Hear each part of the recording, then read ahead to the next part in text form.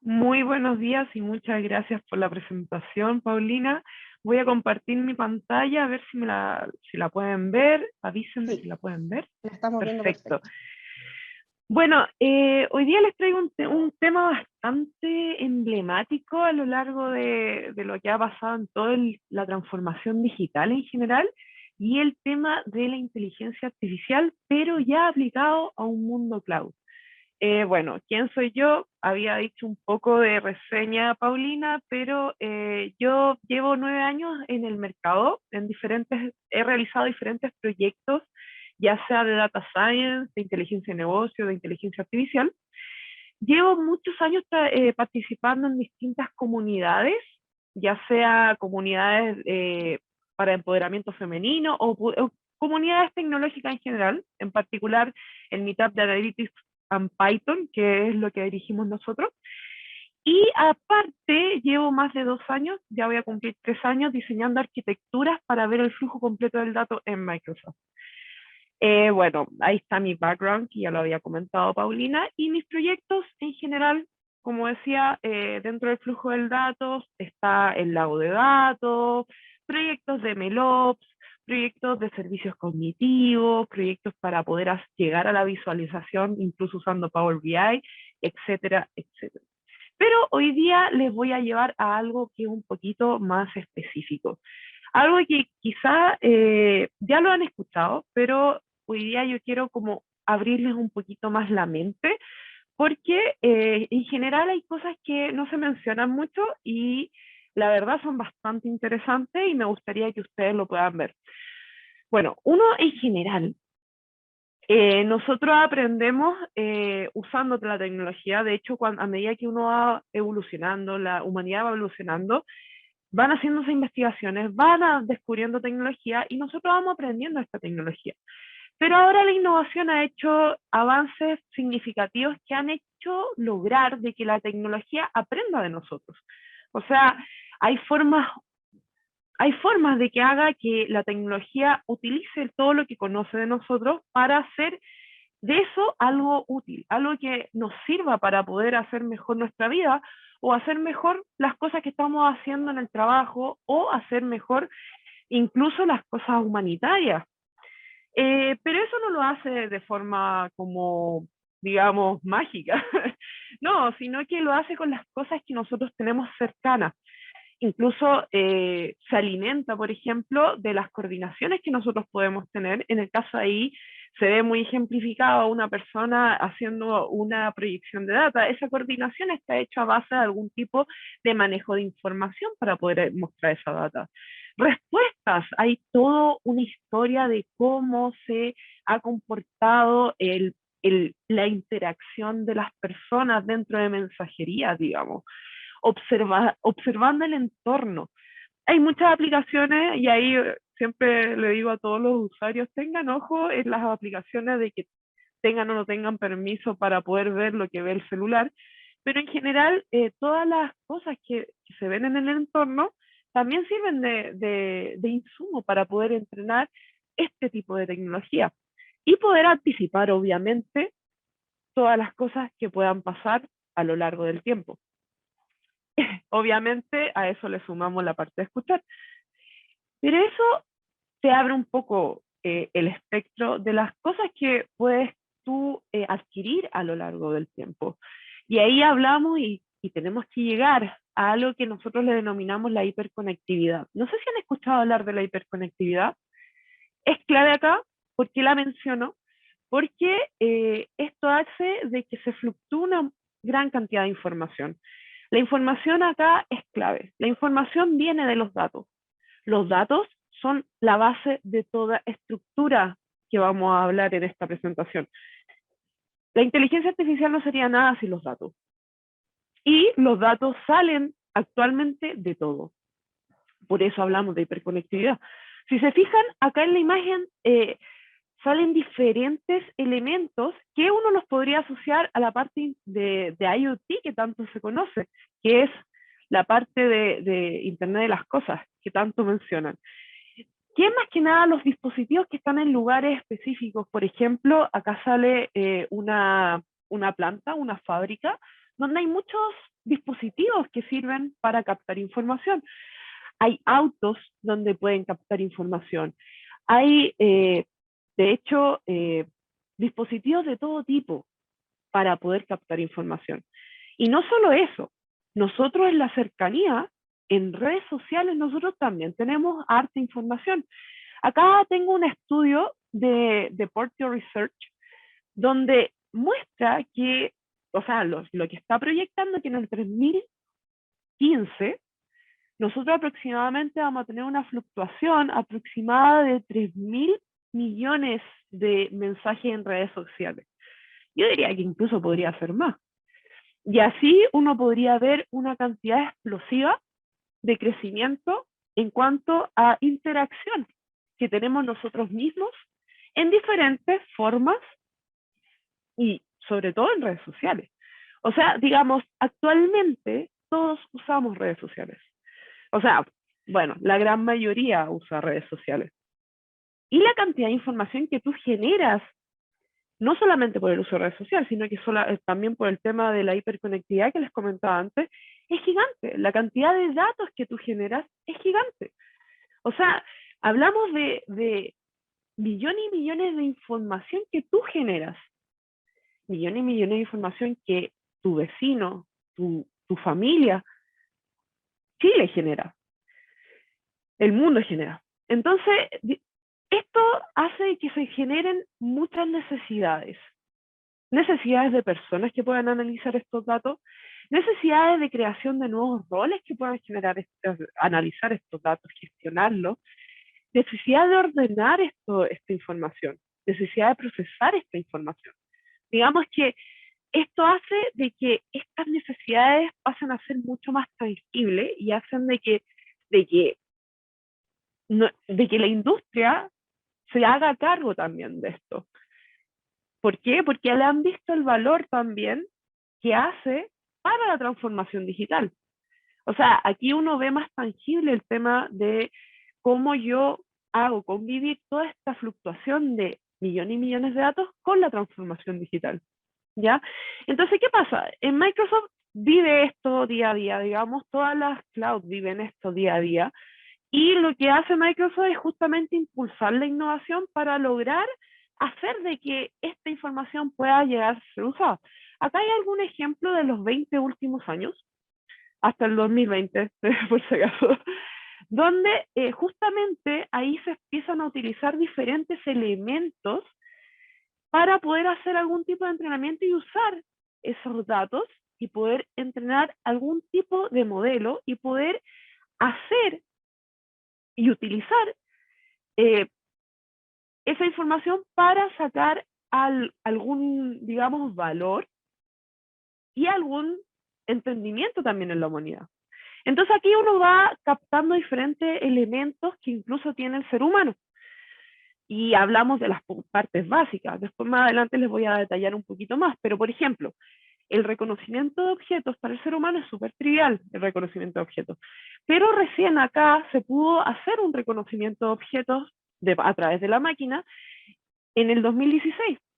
Si se fijan, no fue hace tanto tiempo atrás, fue dentro de los 10 últimos años, no es hace tanto tiempo atrás. Y de hecho, si se fijan, en el 2018 también se hicieron bastantes avances relacionados como al entendimiento, digamos, de la parte escrita. Algo que se conoce mucho como procesamiento del lenguaje natural.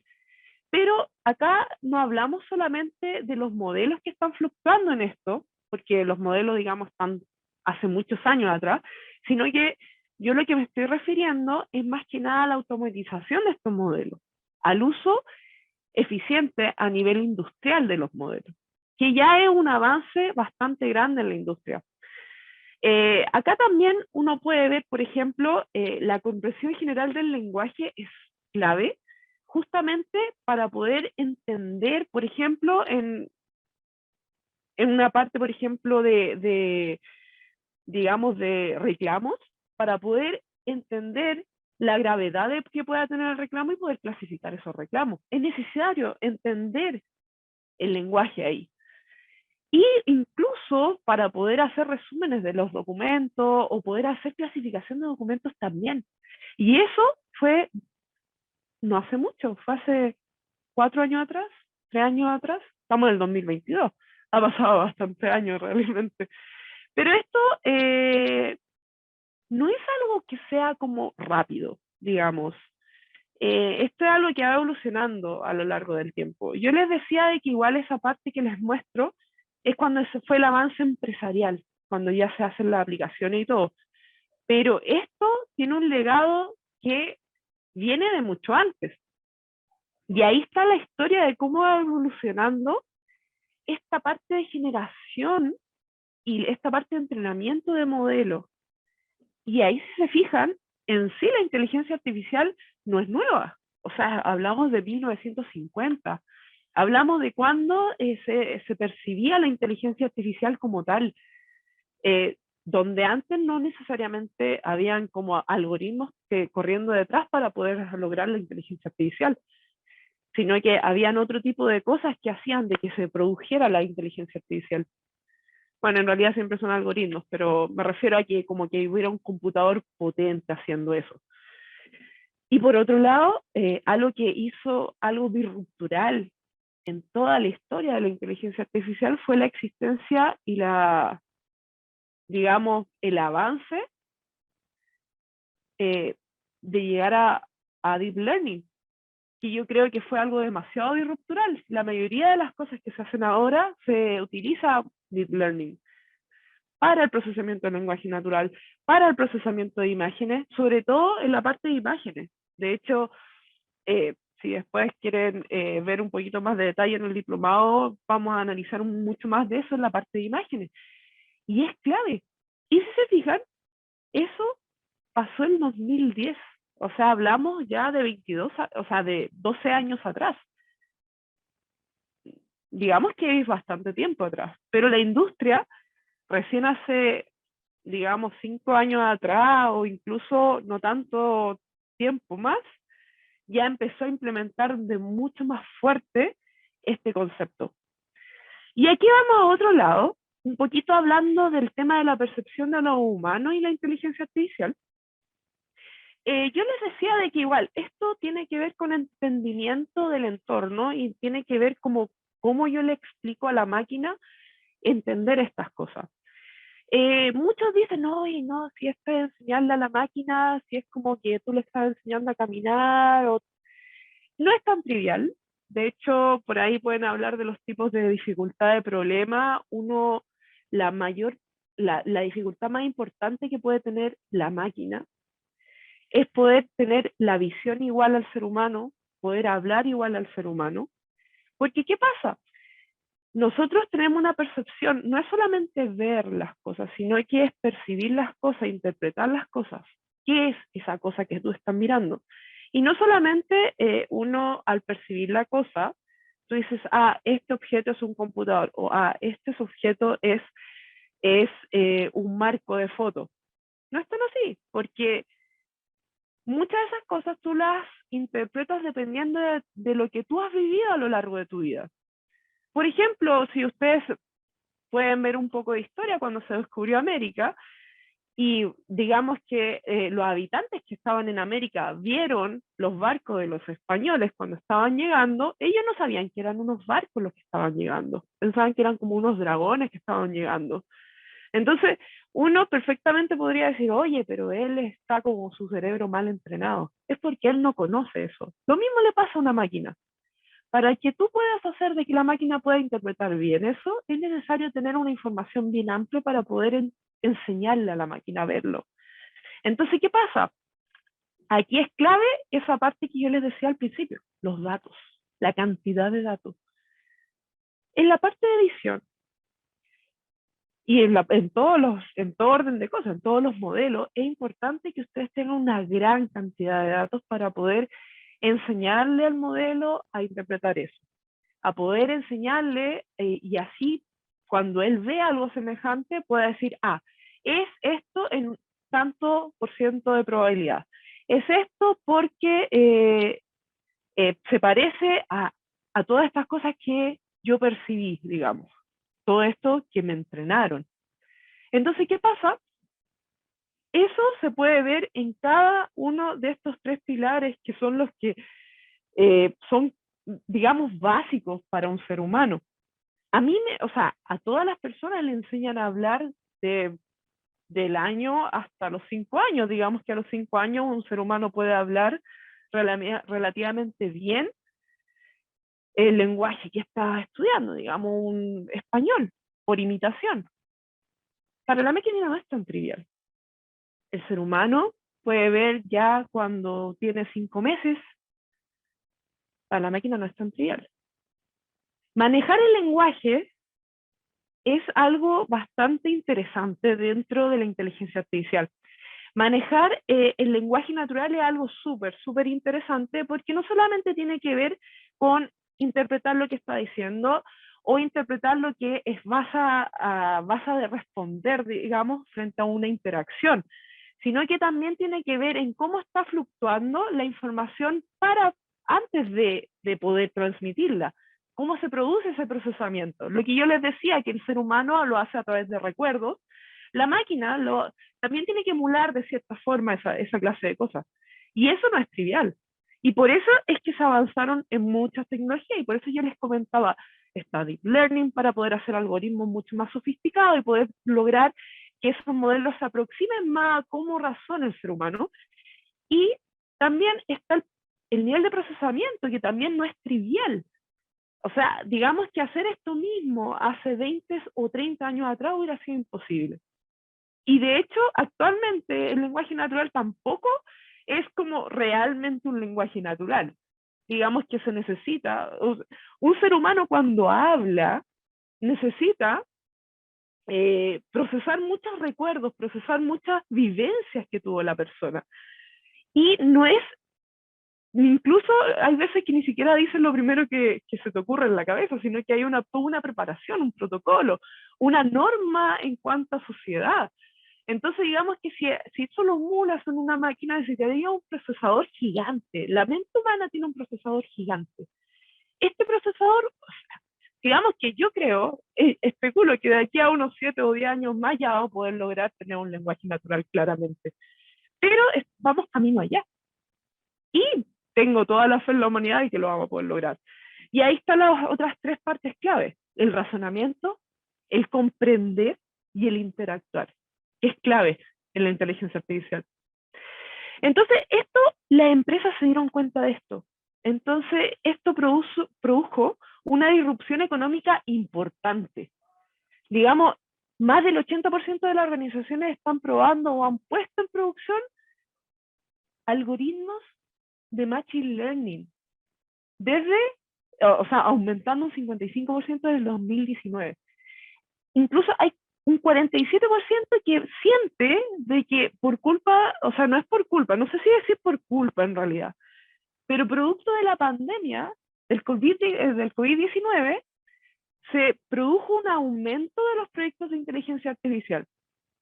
Lo que me llama la atención y lo encuentro coherente, porque yo trabajo en eso y me di cuenta que sí, en realidad hubo harto aumento, por lo menos en el orden de los datos.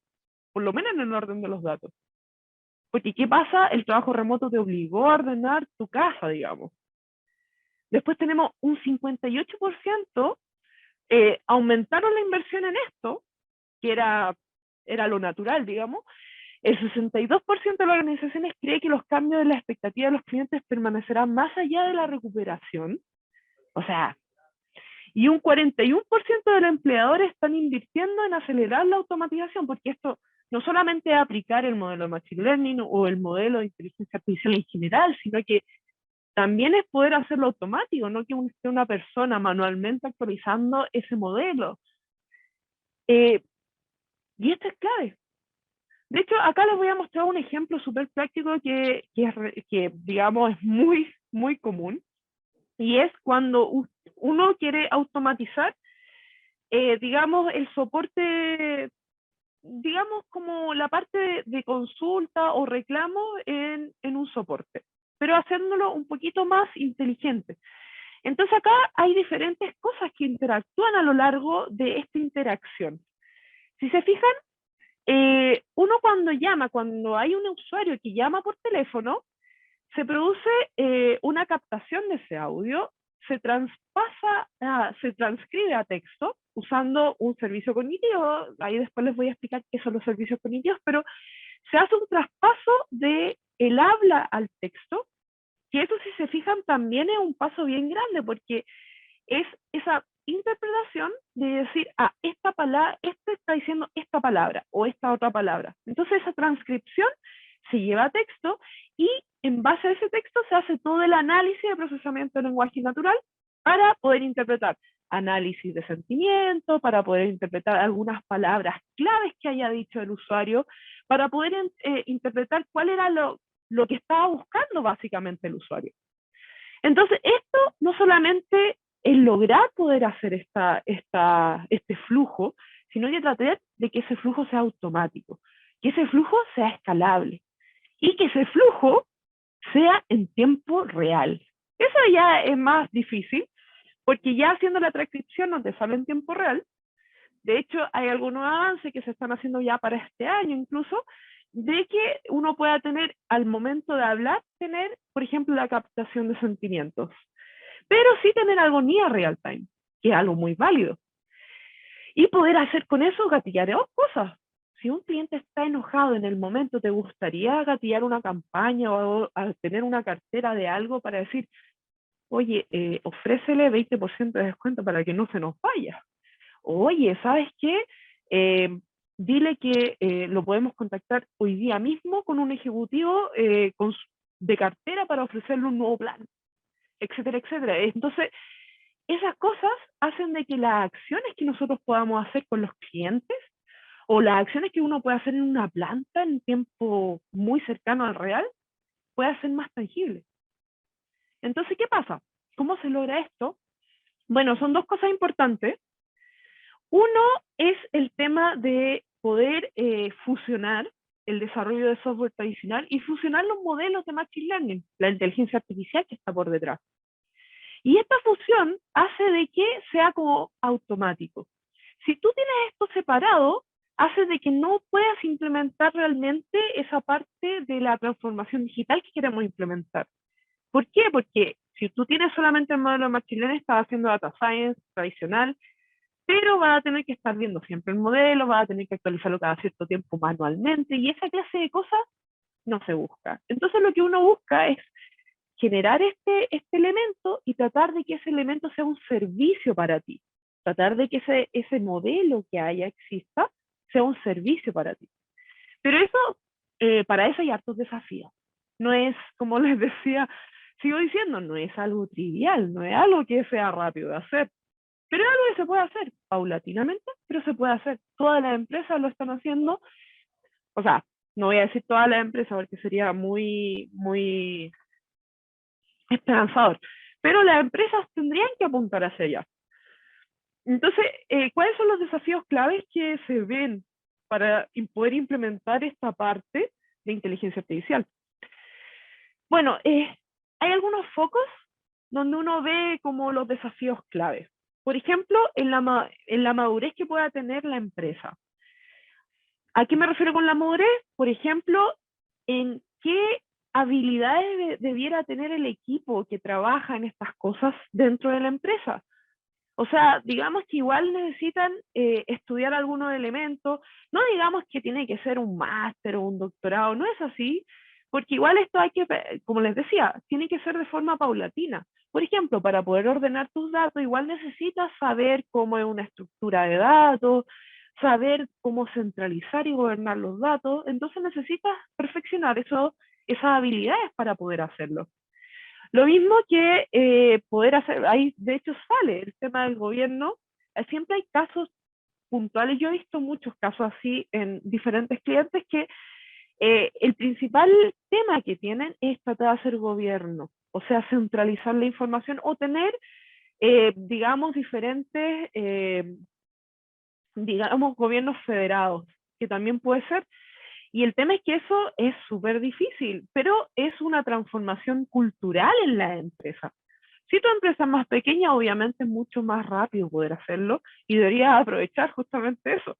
Ahora, si una empresa es cloud native, si es nativa digital, no tendrías que tener problemas y es mucho más rápido.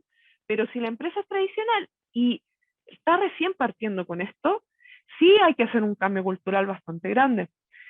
Entonces, el miedo a lo desconocido.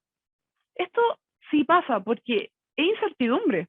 O sea, tú aplicar un modelo que prodiga algo del futuro es realmente, son puras probabilidades. Puede ser, a no puede ser. Obviamente uno tiene que pensar y ver como los casos de éxito, las cosas que han funcionado bien y tratar de emular a ver si ese caso de éxito es semejante a lo que yo tengo, cómo emularlo o cómo adaptar algo que yo tengo para que pueda ser algo semejante o que también pueda ser exitoso. Y bueno, y así, si quieren saber mayor detalle, está el link en Gartner, así que ustedes pueden ver mucho más detalle en cuanto a los desafíos. Es una página libre, así que la pueden revisar.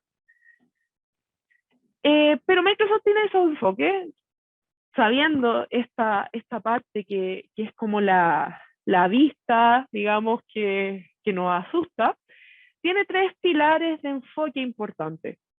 Una es aportar en la innovación de la empresa, porque al final cuando la industria se preocupa de la innovación, hace de que la innovación avance mucho más rápido y hace que se colabore incluso con la academia y hace que estas cosas se potencien y se generen cosas mucho más automatizadas y mucho más eficientes.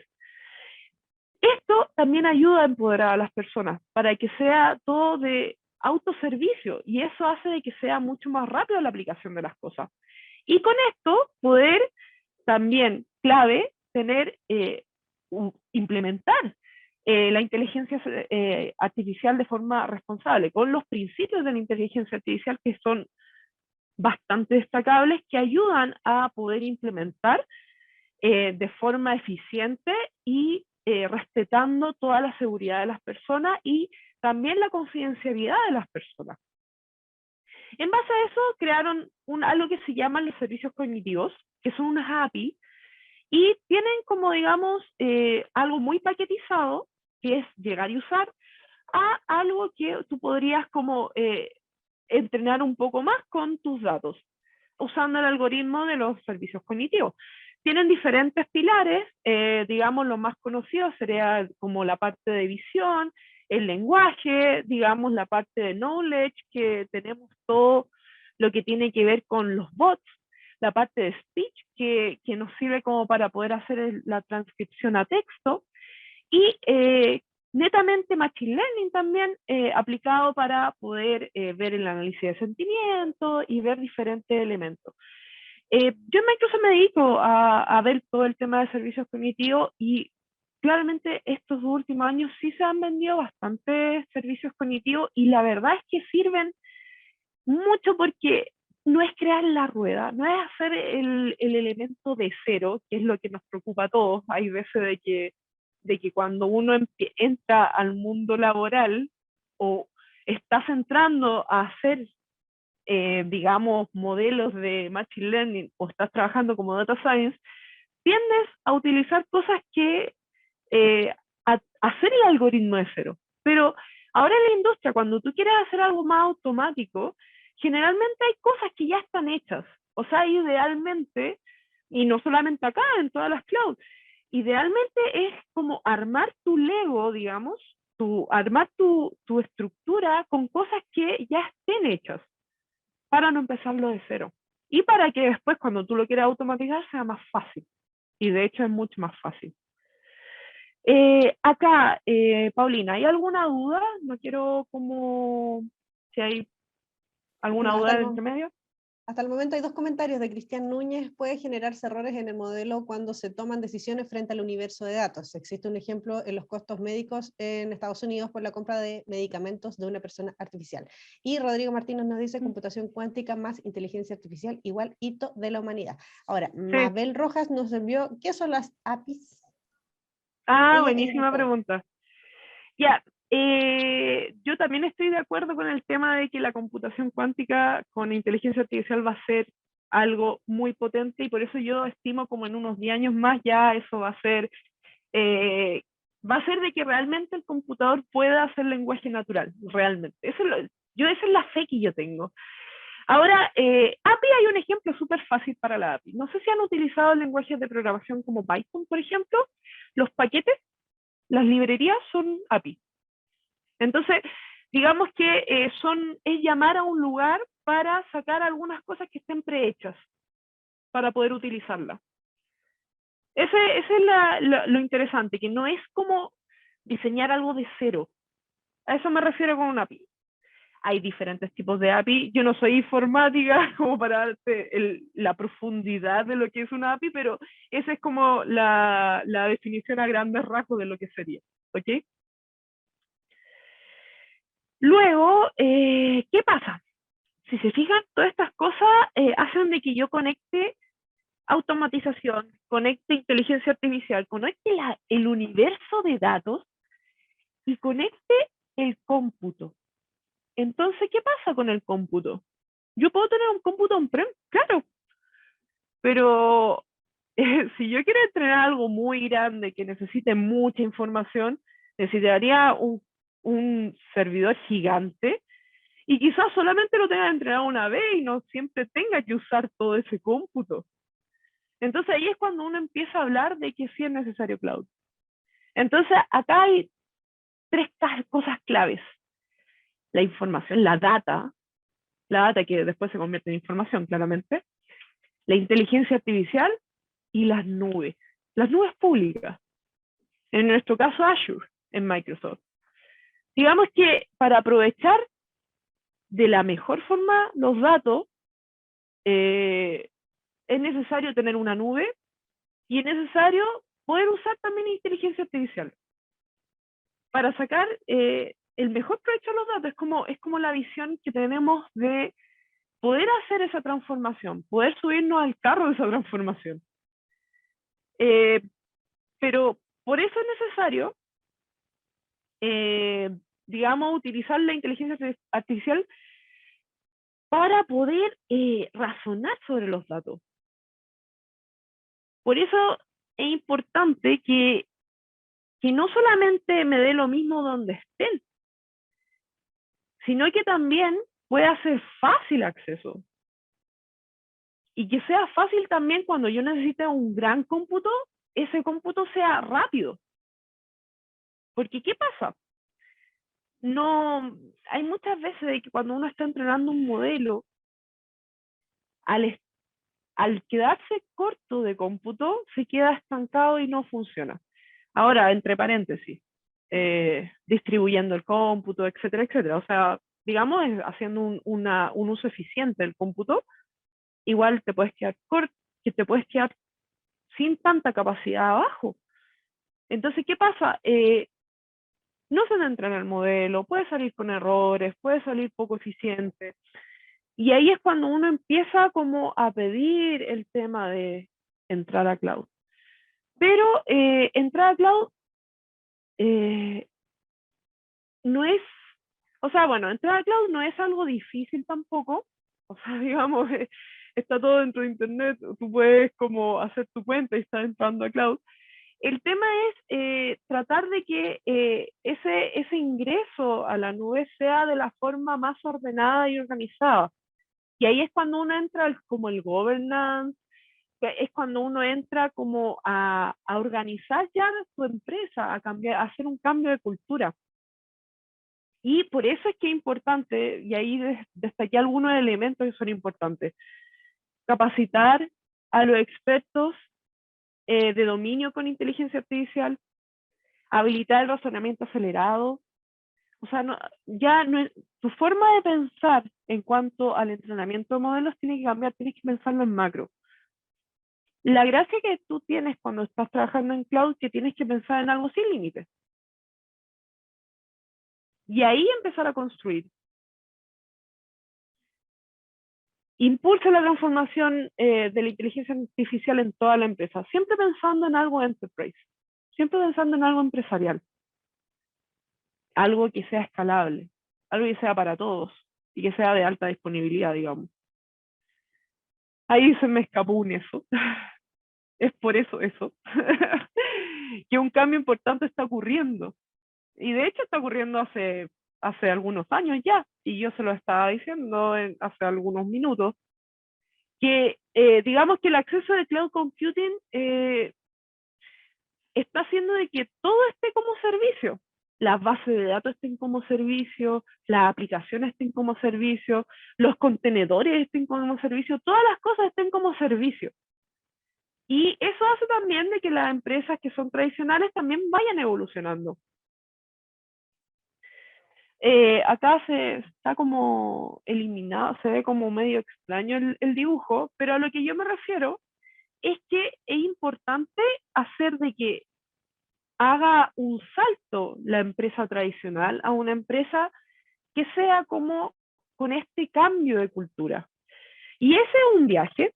El viaje a la nube es súper tradicional, digamos, porque al final, actualmente en Chile sobre todo se están dando mucho este tipo de viajes. E incluso pasa de que queda algo híbrido, que no, o sea, una empresa tradicional que empezó actualmente, o sea, que siempre ha estado en un mundo on-prem y que siempre ha estado con una estructura, por ejemplo, un data warehouse abajo, eh, no necesariamente va a pasar toda su infraestructura o no necesariamente puede pasar todo a cloud. Quizá hay cosas que prefiere que tenerlas reservadas él. Entonces hay cosas que quedan híbridas. Entonces cuando uno pasa a algo que pasa a cloud, pasa algo que se llama migraciones y va migrando toda estructura o casos completos de negocio o flujos completos de proyectos. Por ejemplo, en salud, un flujo completo para poder analizar exámenes clínicos de radiografías, por ejemplo. Y tú haces el flujo completo en cloud.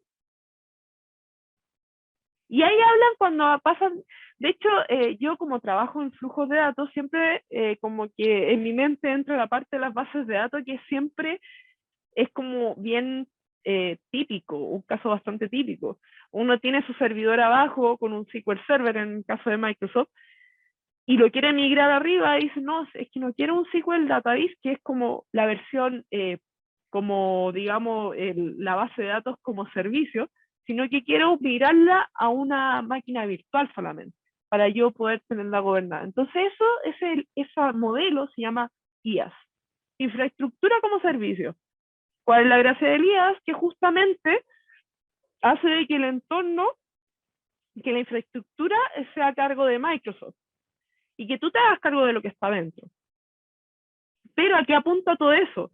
Lo que uno apunta no es a que vaya un IaaS, lo que uno apunta es que todo sea serverless o que todo sea low code, que casi no tengas que codear. Eso es lo que uno apunta. Y ahí salen los tres tipos de tipos de servicios, digamos, en la nube. Principalmente están los IaaS, PaaS y SaaS, y ahí salen todos los tipos que salen subagregados por abajo. Por ejemplo, están las partes de los DaaS, que son las bases de datos como servicio, o todos los desagregados. Entonces, ¿cuál es la diferencia entre cada uno? Es súper simple. Primero, es cuánto se hace cargo la nube pública de tu servicio. En IaaS, digamos que la nube pública se hace cargo solamente del entorno y lo que está dentro te haces cargo tú. En PaaS, la nube pública ya se empieza a hacer cargo del programa. O sea, por ejemplo, en una base de datos, las actualizaciones las hace Microsoft, las hace Cloud. Los parches que se tengan que instalar a la base de datos las hace Cloud. En cambio, en IaaS no. Tú tendrías que actualizar la base de datos, tú tendrías que instalarle los parches, etcétera, etcétera. Y ya lo más novedoso es la parte SaaS. La API, por ejemplo. Tú no te tienes que hacer cargo de absolutamente nada de la API, solamente llamarla y utilizarla. Entonces, ¿qué pasa? En PaaS, tú te haces cargo de cuánto cómputo que tú quieres usar, si quieres que sea elástico, si quieres que sea acotado a una cierta cantidad, etcétera, etcétera. En SaaS, tú haces el llamado, se usa una cierta cantidad de cómputo y llega. pero tú no sabes cuánto cómputo se usó solamente. Ahí, cloud se preocupa de todo, de absolutamente todo. Entonces, ¿en qué lugar van a poder aprender todo esto? Porque esto igual uno lo va aprendiendo a lo largo del tiempo. Y hay hartas cosas gratuitas que ustedes pueden ver, hay actos como video, está el Learning Pad de Microsoft, pero también está el diplomado que estábamos hablando al principio, nuestro diplomado de computación en la nube, Cloud Computing, que estamos presentando. De hecho, yo voy a hacer clase ahí de servicios cognitivos en la nube, y justamente habla en detalle todo lo que yo les comenté en esta charla, desde cómo es el cloud computing hasta qué cosas yo puedo hacer con el cloud computing. Que justamente los servicios cognitivos, que sin cloud no podría ser posible, digamos. O sea, igual podría ser posible, pero de una forma acotada abajo, por lo que yo les comentaba. Entonces, frente a todo esto, les quería dejar solamente un mensaje importante. La única forma de descubrir los límites de lo posible es ir más allá de ellos hacia lo imposible. Y la verdad es que justamente eso ha hecho de que la humanidad pueda pensar más allá de su burbuja. Y la verdad es que yo los invito a abrir un poco su mente y poder empezar a ver qué cosas posibles puedan hacer. Investiguen, lean más de ciencias cognitivas, lean más de inteligencia artificial. Es un mundo bien interesante, bien entretenido, y es algo que se está usando mucho en la actualidad y las empresas lo están usando mucho también. Así que se los recomiendo mucho, y además muchas gracias por la atención que me dieron y muchas gracias por su asistencia. Eso, Paulina. Muchas gracias, Stephanie, por tu presentación. Ahí dejé el enlace en el chat del diplomado en computación en la nube que mencionó Stephanie y que va a ser docente de este programa. También los datos de admisión para que puedan contactarse y asesorarse en descuentos y facilidades de pago. Stephanie, te invito a revisar el chat, pero la primera pregunta, después de unos comentarios que hicieron, pregunta Octavio, ¿podrías compartir alguna de las dimensiones que se miden en análisis de sentimientos y si existen aplicaciones listas a las que acceder? Algunas dimensiones análisis de sentimiento. Mira, análisis de sentimiento está ligado al procesamiento del lenguaje natural, se ven contextos de frases distintas, se estudia dependiendo de diferentes, como, digamos, frases anteriores, estados de ánimos de las personas, y ahí recién uno puede decir, los va clasificando de diferentes tipos de sentimientos. Y eso ya está entrenado, ya está hecho dentro de la API de análisis de sentimientos de Microsoft. O sea, la dimensión específica es justamente, digamos, los contextos de cada texto, como la intención de cada texto. Entonces, por ejemplo, no sé, si tú hablas de que puede ser un sentimiento negativo, hay una intención negativa frente a eso y se entrenó en base a esa intención negativa. Entonces, igual hay un entrenamiento entre medio. ¿Ok? Son como... no es una variable, digamos, la variable en sí son las intenciones. Perfecto, hay un comentario de Nicolás Valdebenito que te lo quiero leer porque dices muchos saludos a Stephanie, también soy ingeniero matemático de la Santa María, durante estos últimos años me he introducido como Data Science y por lo que agradezco mucho este tipo de charlas, gracias, y eres una mujer muy seca, por eso te lo quería leer porque era muy personal. Pregunta de un usuario que no nos dejó el nombre, desde tu perspectiva de la inteligencia artificial, ¿podría ser un aporte al desarrollo de políticas gubernamentales? ¿Podrá algún día suprimir la discusión del Senado? No, difícil. Lo que pasa es que, bueno, una parte de ética, y ética de Microsoft también, la inteligencia artificial no puede llegar a decir un juicio de valor o un juicio dentro de una parte gubernamental de decir esto tiene que ser así o esto no tiene que ser así. La verdad, en términos prácticos lo podría hacer, pero no es ético hacerlo. Entonces, ¿qué pasa? puede hacer recomendaciones, pero siempre hay un ente humano, una persona que va a decir, ah, podría hacer esto, y lo analiza con expertos y dice, ya, tomamos esta medida, o tomamos esta otra medida. Esa es la realidad, es por ética más que nada. Mabel Rojas preguntó, ¿el RPA puede ser considerado dentro de este tema? Y Guillermo más abajo le puso RPA imita acciones humanas. Inteligencia artificial imita la inteligencia humana. Sí, sí, de todas formas.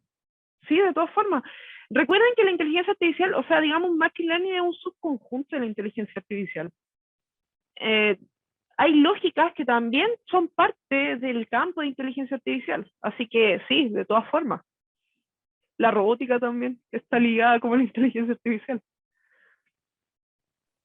Pregunta de Cristian Núñez, ¿cómo influye el tema de la latencia en la incorporación de las empresas a este punto, cuando es 100% transaccional, lo que operan, por ejemplo, las cajas de un retail? Sí, eso no es un tema trivial. Hay bases de datos hechas para eso, que son de alto rendimiento. Ahí pasa el tema de la confianza del cliente a hacerlo. Hay clientes que ya tienen sus bases de datos transaccionales, digamos que actualmente hay empresas gigantes que tienen sus bases de datos transaccionales en cloud.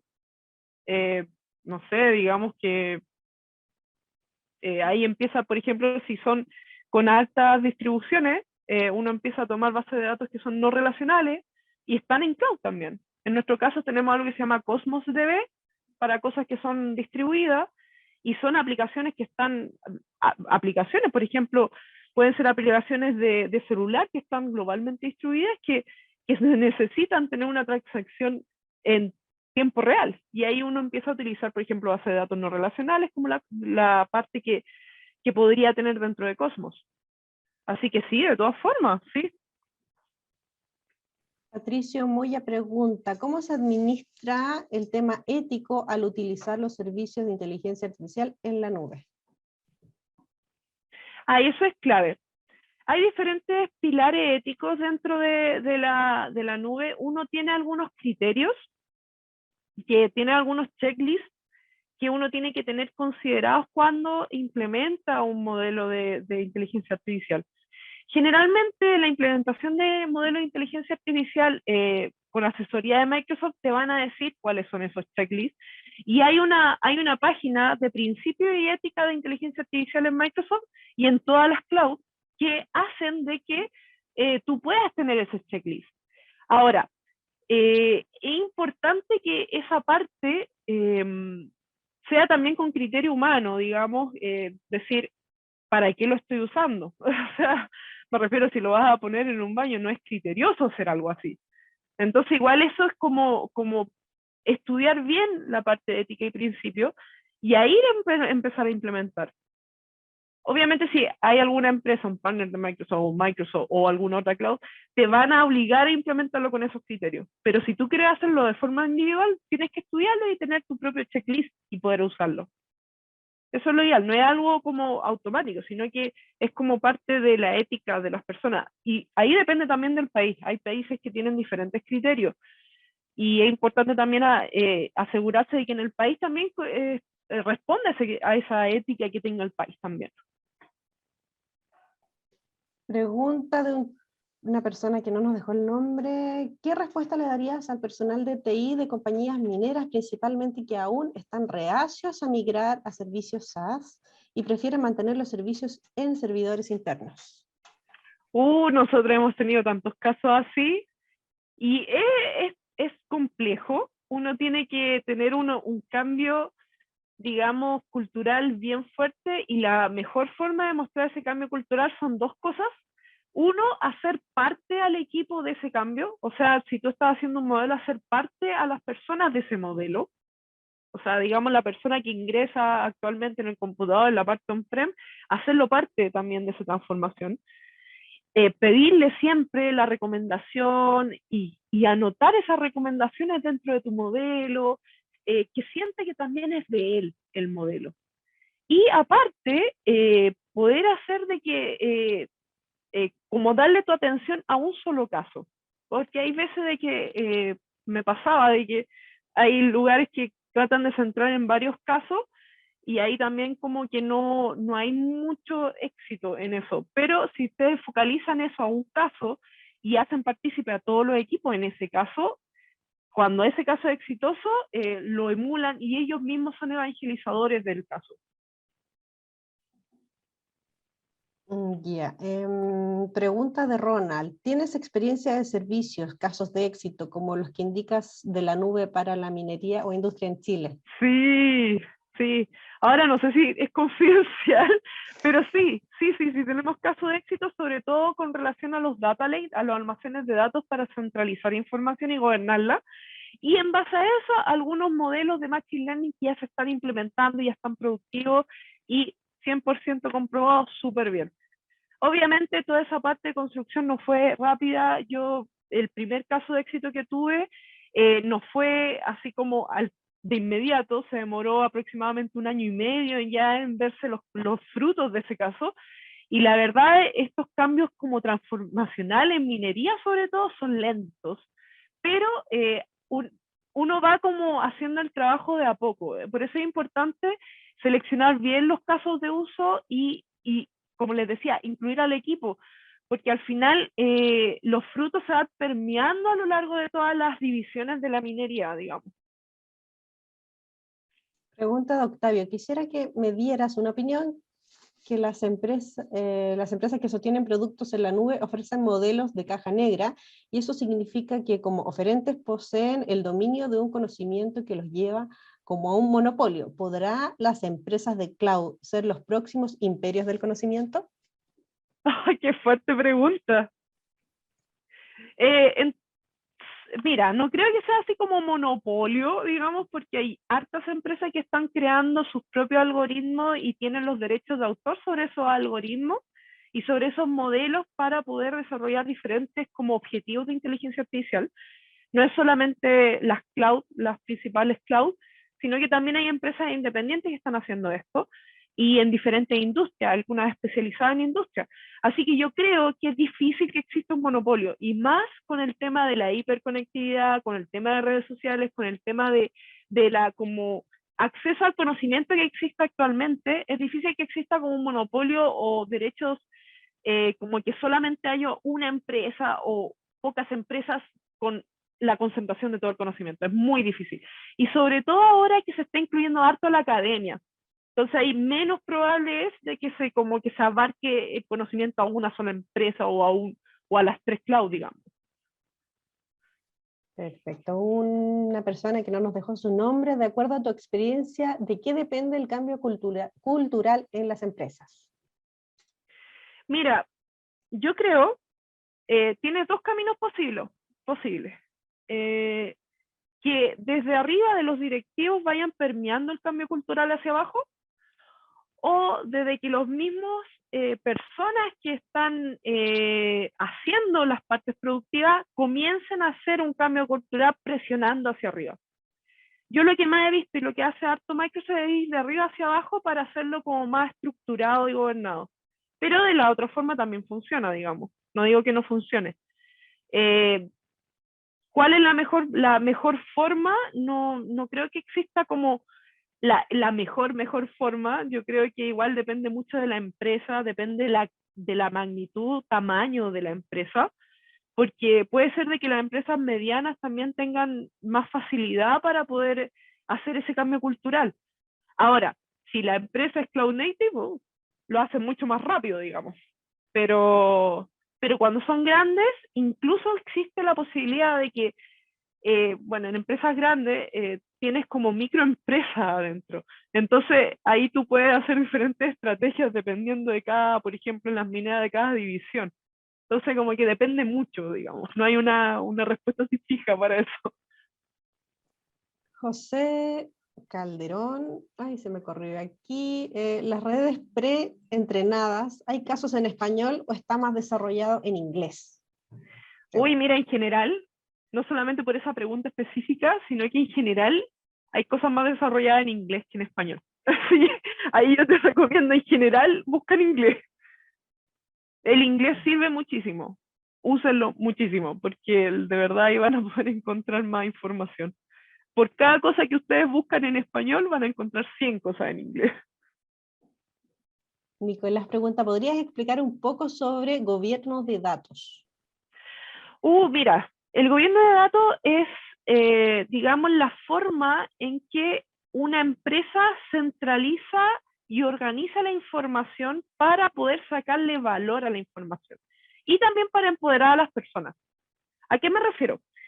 Te ayuda a poder, digamos, reorganizar la estructura, los roles que cada persona pueda tener frente a esa estructura y qué procesos tienen que quedar claros dentro del flujo del dato. Entonces, digamos que el gobierno del dato es clave para poder tener una transformación digital real en una empresa.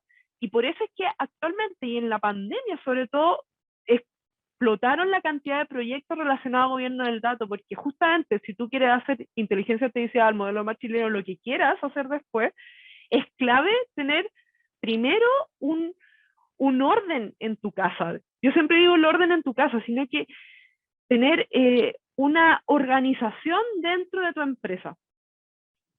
Y ahí me paso hacia el cambio cultural. Perfecto. Vamos a hacer las últimas dos preguntas y les pido disculpas a la gente en caso que me las haya saltado, pero fue sin intención. Un participante aquí nos dice, en este momento con la tragedia o guerra que está ocurriendo en Ucrania, en donde claramente las armas manipuladas con inteligencia artificial, drones, misiles, satélites se ocupan. ¿Chile en qué nivel está con el tema de seguridad? ¿Ocupa inteligencia artificial para las fronteras, oceanografía, aéreo, mapas? Uno no nota un desarrollo tan hábil con estas herramientas. El ejemplo más claro es el narcotráfico. Ay, es bastante triste esa pregunta. La verdad, sí, siempre se hacen cosas y se tratan de innovar cosas. Yo creo, yo no estoy, no me gusta mucho opinar de esa parte porque hay muchos temas de confidencialidad metidos entre medio. Podría omitir. Podría omitir porque tiene que ver con algo de cliente, cliente mío. Pero digamos que todos necesitamos un cambio cultural también. Así que es lo único que podría como dar de opinión frente a eso. Perfecto. Rodrigo Martínez, y la última pregunta. ¿Qué libro, según tu visión, recomendarías que cubre bien todos los aspectos de la inteligencia artificial? Hay un libro buenísimo, que lo tengo acá. A ver, Principios de la Inteligencia Artificial, disculpen. Inteligencia Artificial de Russell Norvig. Inteligencia Artificial de Russell Norvig. Ese es súper bueno, se lo recomiendo. Russell Norvig, se los dejé ahí escrito. Es súper bueno, a mí me sirvió harto. Hace todo la historia, entra bien en profundidad. La verdad es cuando ya quieres meterte mucho en inteligencia artificial y si te apasiona mucho. La verdad me gusta bastante.